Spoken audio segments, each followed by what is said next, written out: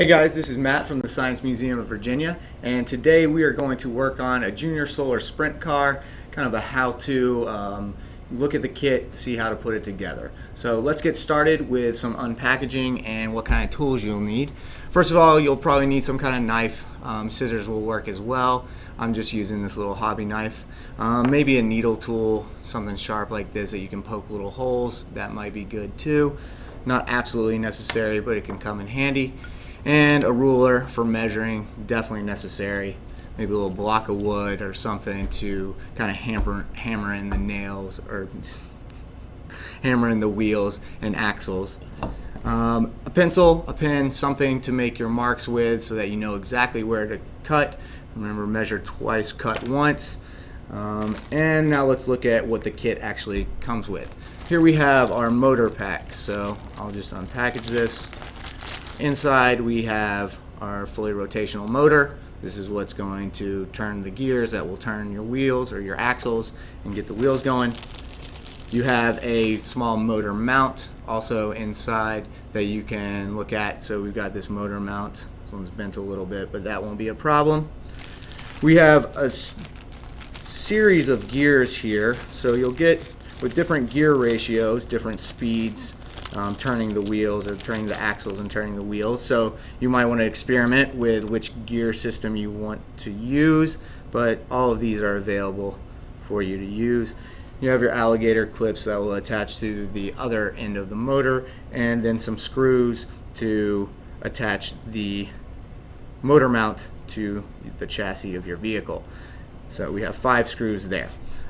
So that's what's in the motor pack. Let's take a look at the solar panel and the wheels and axles as well. So you have 2 steel axles. You will have 4 white hubcaps or wheels, and then 4 rubber tires to go around those wheels. Get all of these out, and that's what we have in our wheel pack. Probably have something like this. If you don't have this corrugated plastic, you can use cardboard, corrugated or otherwise, but this is what I'm using for the chassis of my vehicle. Get creative. It doesn't have to be this kind of material. And in this box we have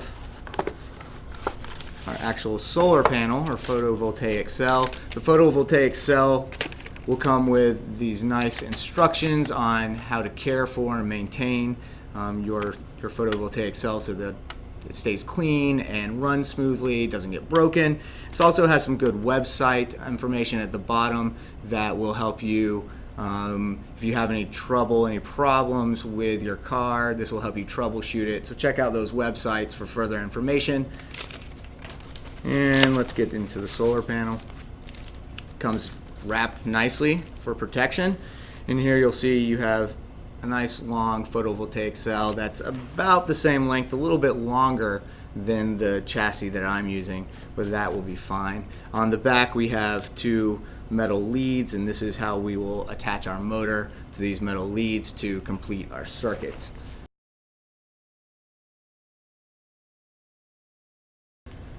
So that's all the materials you'll need, and per the rules, these are all the materials you can use to build your car. Now, to make it your own style, if you want to build the body of a car, or have some bumpers, you can of course add that decoration and style, but these are the materials that you're allowed to use for the competition as far as the solar panel and motor apparatus is concerned.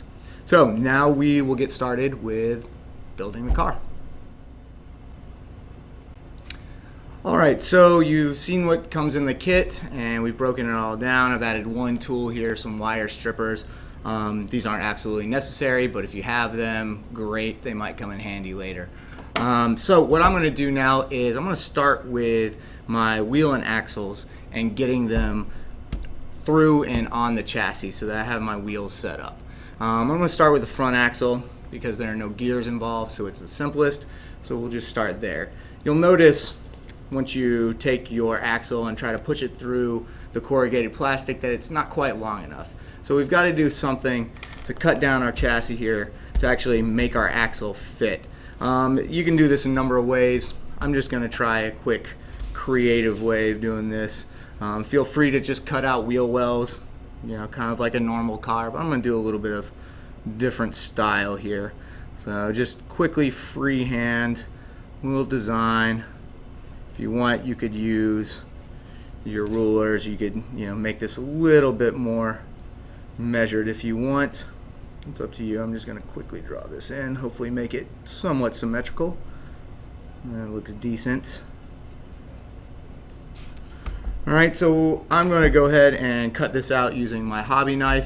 Again, if you don't have a hobby knife, you could easily do this with scissors. The corrugated plastic is pretty easy to cut through. I just like a hobby knife because I feel like I get a little bit straighter lines. So I'm going to score this.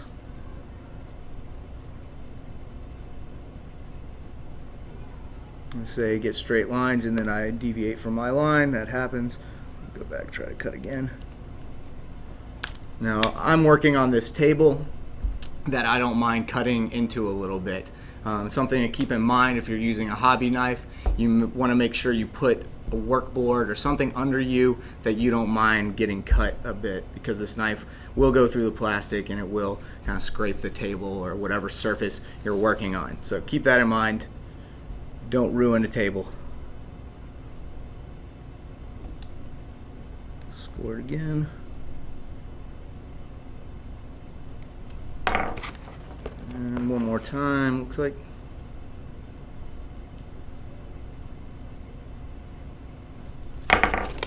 So there I have, very quickly, again without measuring. So it's not quite perfect, but it'll do. So I have the front of my car, and then I'm going to take my axle, one of my axles, and I'm going to just check to make sure that works, make sure kind of that I have clearance for my wheels and my placement. If I put it a little too far back, that might not work. My wheel might hit my chassis a little bit. So I'm going to move it forward a little bit, probably about right there. I'm going to go ahead and add one wheel. I've got this little block here, so I can set this and just kind of tap my axle in. You could use a hammer. Well, I would suggest a rubber mallet would probably be better. You don't want a hammer, you don't want to bend your axle. So a block of wood, maybe a rubber mallet, something like that. So I've got one wheel on there. Might as well go ahead and put the tire on. This will help it run a little bit more smoothly, alleviate some friction when you're actually on the track. Put that through the spot that I decided, and then go ahead and put on my other wheel. So again, if you can't get it on there, maybe a quick tap with your mallet or your wooden block or your door stopper, as the case may be. So I have my wheels there. You can see there's a little bit of play in my wheels and axles. If you want to maybe come up with a way to keep that axle from shifting left to right, you could do that. But this will be on a track, which I will show you in a bit, so you may not need to do that. Feel free though to experiment with spacers here to keep your axle from shifting. So there we have the front axle of the car. I'm going to actually take this off now and finish the rear portion. I can easily pop that back on. Finish the rear portion of my car so that I have a space for my rear axle to go through, and then we'll move on to kind of mounting the motor and the gears and all that. Okay, so now we're ready to mount our motor. I've gone ahead and jumped ahead a little bit and made some marks, cut the rear of my chassis out, and I made some marks here that you can see, these 4 little dots, and I made a couple of extra marks there. Let's just ignore those, but I'm going to be mounting on these 4 little marks. It's always good to measure a couple times, double check just to make sure that your gears are going to line up, the gear that's on the axle and the gear that is actually on the motor. So I've gone ahead as well and put one gear on my rear axle, and go ahead put that one wheel on there. So I have this ready to go, but the first thing I'm going to do is mount my motor, and then I'll add that rear axle to get it hooked up to my motor. What I'm going to use this is where you would use the screws normally. If you want to, you can screw this into the corrugated plastic or whatever chassis material you're using is. In this case, I'm going to speed things up a little bit. I'm not going to screw those in. I'm going to use hot glue. It holds the motor in place really well. It's easy to pop the motor off if you do need to make changes, and just re-glue if you need to. So I'm going to put a little dot of glue right on each of those marks that I just showed you. So I've got my 4 marks. And then I'm going to place this down, trying to get exactly where I've got those marks because I know that's exactly where my gears will line up. Okay, that looks good. Now I'm going to take my axle, throw it in there, and you can see that I've now got connection here between these 2 gears. And now I'm pretty close to the chassis there, but there's no touching between the gear on the axle and the actual chassis, so that shouldn't be a problem. Shouldn't have any friction, unnecessary friction there, slowing my axle down. But I've got the gears matched up. Now I just need to add the other wheel to the other side. Get this on there. Make sure that my axle and gear system still lines up perfectly. That looks good. And then I'm going to throw my front wheels back on like I had said I would for you. So take my front axle, that way you can at least see the car in one piece. Go back to my strategy of hammering that in, add the tire, and then I'm going to slide this through like so. So I have one side in, got my other wheel and tire, throw that onto the axle. So now I have this kind of skateboard looking car. I've got my gear system here, and you can see that as I move my back wheels, maybe you can see that spinning. Let's see if I can get it a little bit closer, but you can see as I spin that, the gears move together in sync. So I have set up my motor, my axles, and the chassis of my car. So the next step we need to move on to is setting up the solar panel, attaching the solar panel to the motor, making sure it's at the correct angle so it can pick up as much solar energy as possible, and just going from there. So there's going to be some experimentation in that as well, but we'll do that step next. Alright, so I made a quick amendment to my car. I'll show you what I did. Basically, I changed the axle a little bit. What I did is add this straw, or a little piece of straw, as a spacer to keep my rear axle from going back and forth as much. What was happening is it was coming off the gear mechanism or rubbing against the chassis, and we don't want that. So feel free to troubleshoot and get creative. I happen to have a drinking straw handy, so that seemed like a good spacer to me. If you want and you have leftover pieces of plastic that you've cut off from the body of your car, your chassis, feel free to use this as a spacer. It's already corrugated for you, so you could just cut a little strip and experiment, cut it down to the exact size you need to space those wheels and axles correctly. So now that I've got my motor and my axles in pretty good form and working decently, I am going to go ahead and attach the solar panel. You'll see I showed you earlier that our solar panel has 2 leads coming off. Now these solar panels have 2 tabs which you can directly connect your alligator clips to. So alligator clip to one, alligator clip to another. We'll have to test this to see which way this causes our axle to spin, or our motor to spin, and therefore our axle. And it's real easy, like I said earlier, to reverse that polarity if you need to. So I've got my motor hooked up. Let's just do a quick test of this. What I'm going to do is attach a shop light.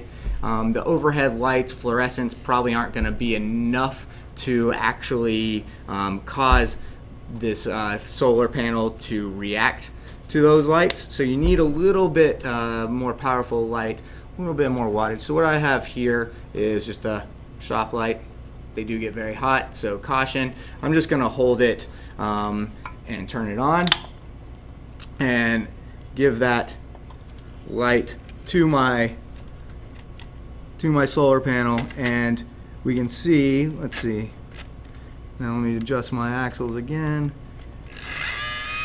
Well, you can certainly hear the motor going, and there we can see the car going. So what I've got is I've got it set up the reverse. I need to reverse my polarity so that instead of going backwards, the car moves forward. So I'll simply turn that off and get back to my alligator clips here. So I want red on this one. Put this down, that's a little easier. And I want blue on this one. And I'm going to lay my solar panel kind of back flat on the motor again. I'm going to come up with a different mounting system for my solar panel so it won't sit directly on the motor, but for the test this should be sufficient. So let's test it and make sure I'm getting my connections.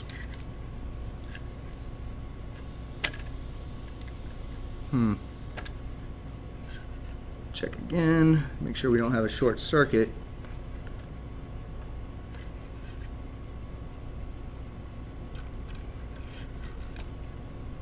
This is part of the process. Unfortunately, sometimes everything doesn't go exactly as you had hoped, so you need to, there we go. So I'm getting some forward momentum.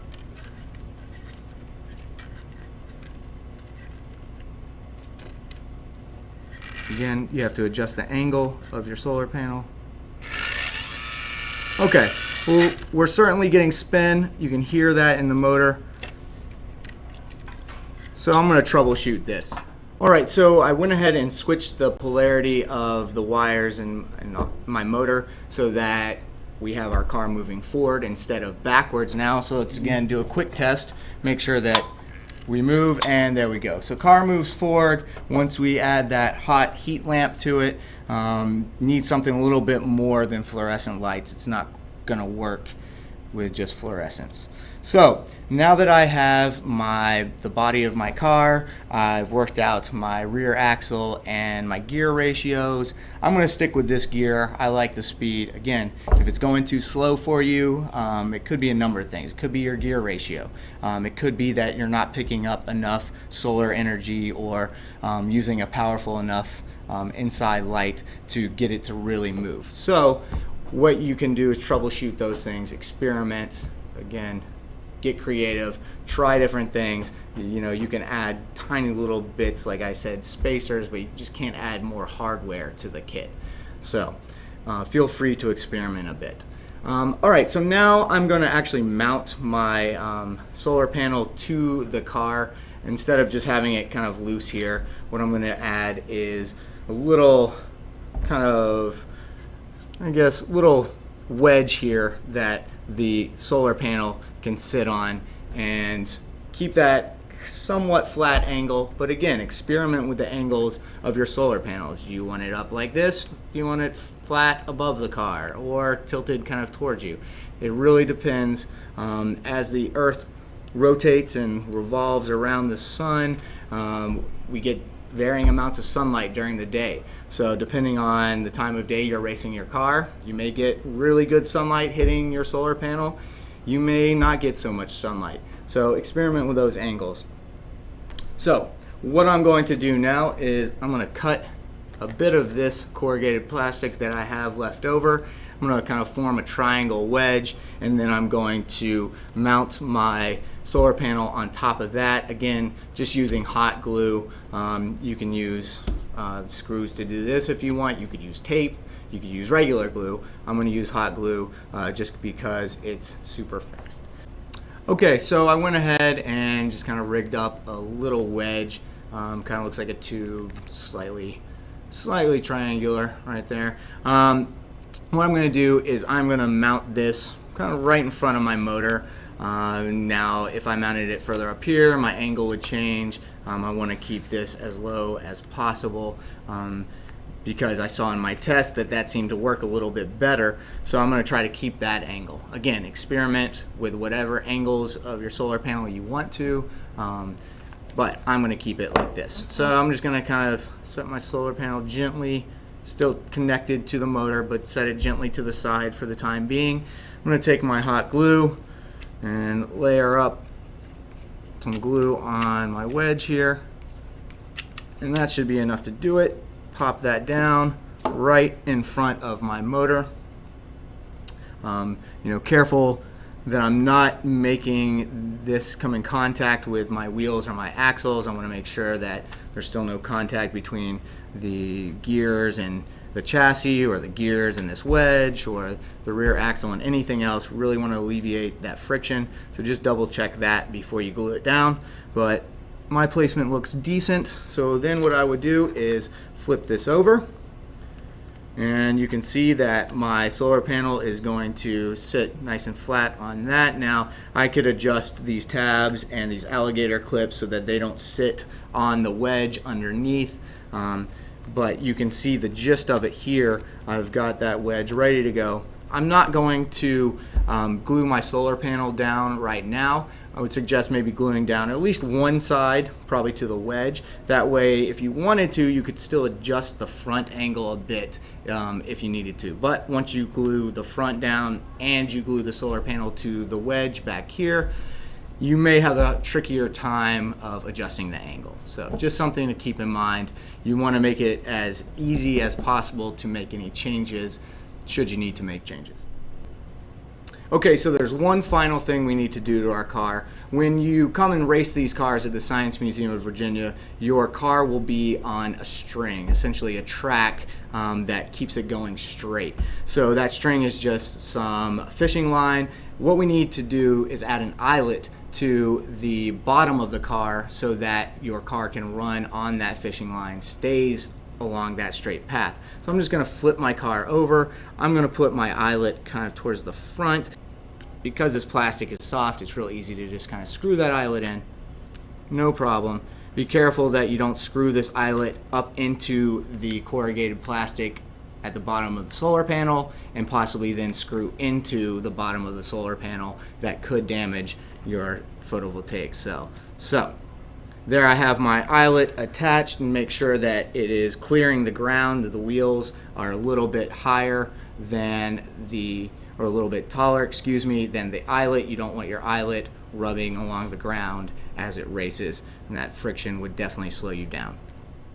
Okay, now I've done this my way. I've shown you one way to do this. This is certainly not the only way to put together a solar car.